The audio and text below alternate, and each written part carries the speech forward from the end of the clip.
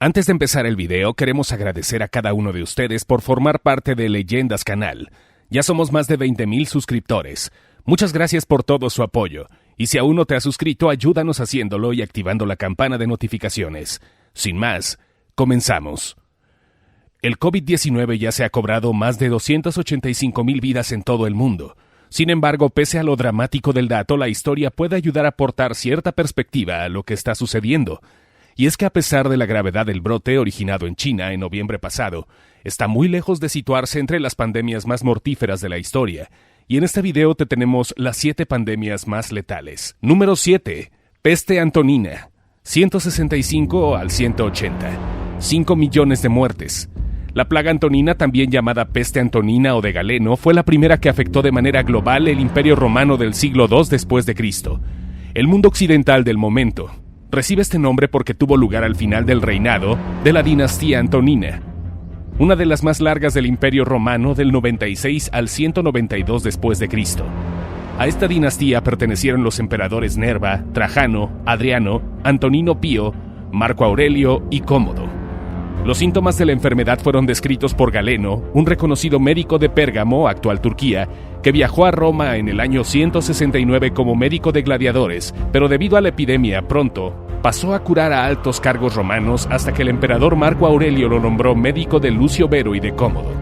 A partir de la descripción de los síntomas hecha por Galeno, se ha generado un debate de los especialistas para determinar de qué enfermedad podría tratarse y parece que podría ser una viruela de tipo hemorrágico. Se ha calculado que la plaga antonina afectó entre un 7 y un 10% de la población del imperio, que se cifra aproximadamente en 50 millones de personas.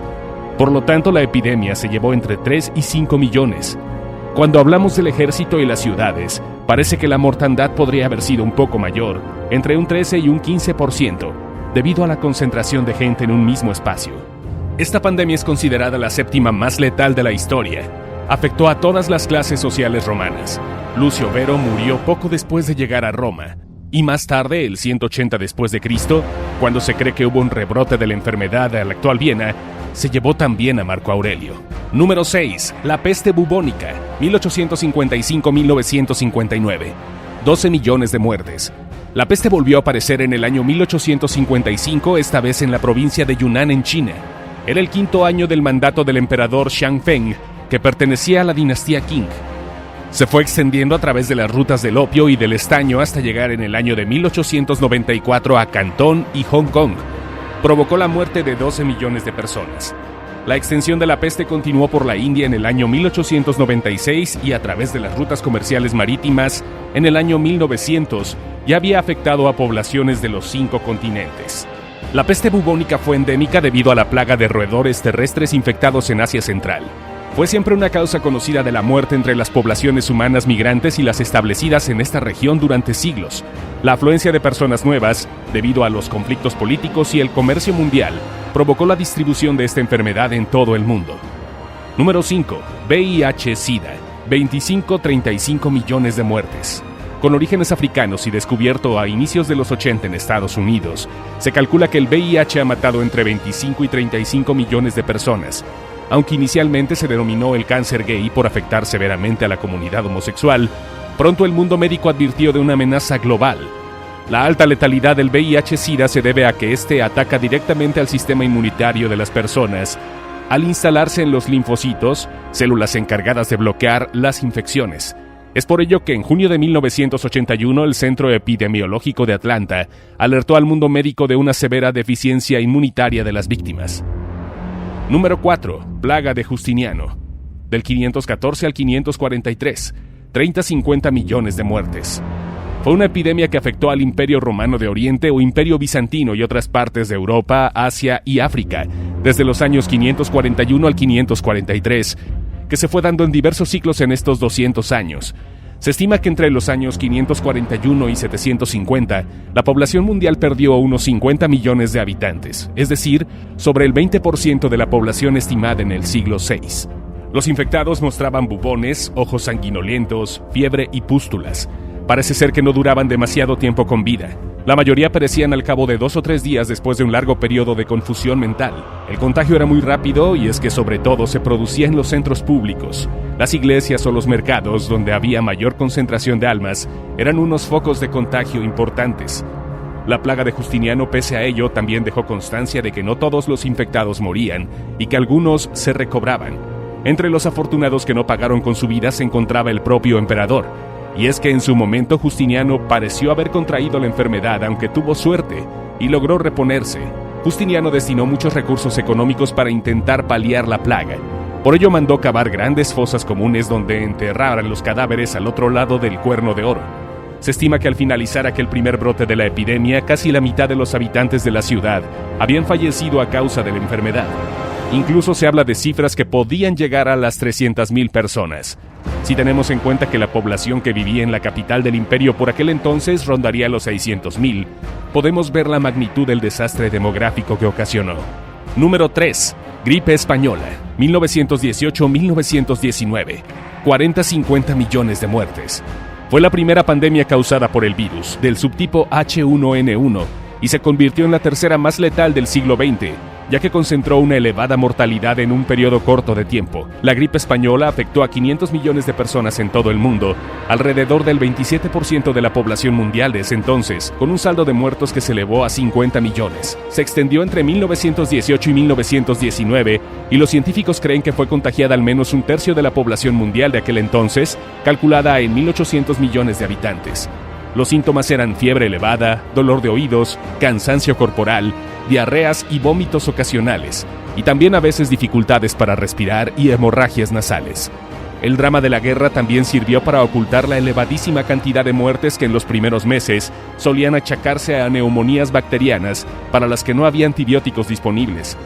La mayoría de las víctimas fatales fueron personas entre los 20 y los 40 años, y los hombres se vieron notoriamente más afectados que las mujeres.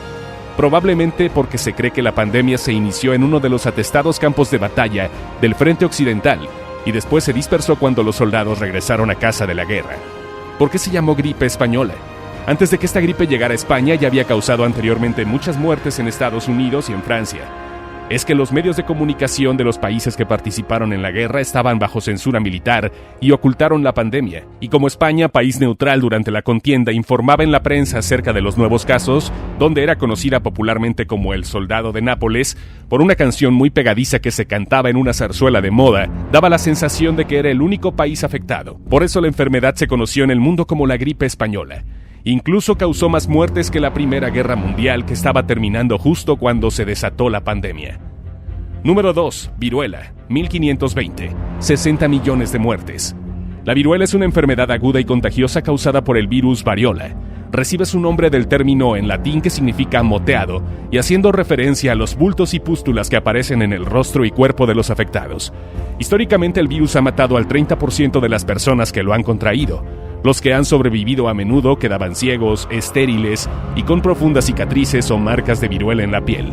Se transfería por contacto directo con los infectados o a través de fluidos corporales, también a través de objetos contaminados como las camas, y la enfermedad tenía dos variantes: la viruela mayor, que era la más común y la más severa y letal, y la viruela menor, que causaba una enfermedad menos agresiva, que era mortal en menos del 1% de los casos. Las otras formas menos habituales eran la hemorrágica y la maligna. Ambas causaban irremisiblemente la muerte. En diciembre de 1518 o enero de 1519, apareció entre los indios de la isla de Santo Domingo una enfermedad que fue identificada como viruela. Pocos españoles fueron afectados, siendo los indios quienes más padecieron. Según informaron los españoles, se exterminó entre un tercio y la mitad de la población indígena. Según parece, la viruela viajó muy rápido de las Antillas a Yucatán. La epidemia surgió en Cozumel en el año 1520 al ser importada desde Cuba entre los 100 indios que Pánfilo de Narváez embarcó en su viaje para apresar a Hernán Cortés por órdenes del gobernador Diego Velázquez de Cuéllar. Desde Cozumel, la flotilla desembarcó en Zempoala, cerca de Veracruz, en marzo de 1520, y fue entonces que aquellas tierras fueron severamente perjudicadas debido a la epidemia de viruela que había afectado a los indios. En Europa se estima que la viruela acabó con 60 millones de personas solo en el siglo XVIII y en el siglo XX con unas 300 millones de personas en todo el mundo. Número 1. Peste negra, 1347-1351. 200 millones de muertes. Se le considera la pandemia más mortífera y con el impacto más duradero en la historia de la humanidad. Se cree que el brote comenzó en Asia Central y desde allí pasó por la ruta de la seda, hasta llegar a la península de Crimea, disputada entre Rusia y Ucrania en la actualidad. En 1343, alojada en las pulgas de las ratas negras, se esparció por toda Europa, usando como medio de transporte a los barcos mercantes. Las estimaciones más conservadoras sostienen que mató al 30% de la población europea, pero las más audaces dicen que hasta el 60% pudo haber muerto como resultado de la pandemia. El continente tardó 200 años en recuperar su nivel anterior de habitantes, aunque algunas regiones como Florencia y sus alrededores tardaron hasta el siglo XIX. Si el video te gustó, no olvides compartirlo con tus amigos y suscríbete. Activa la campana de notificaciones para nuestros próximos videos. Hasta el siguiente.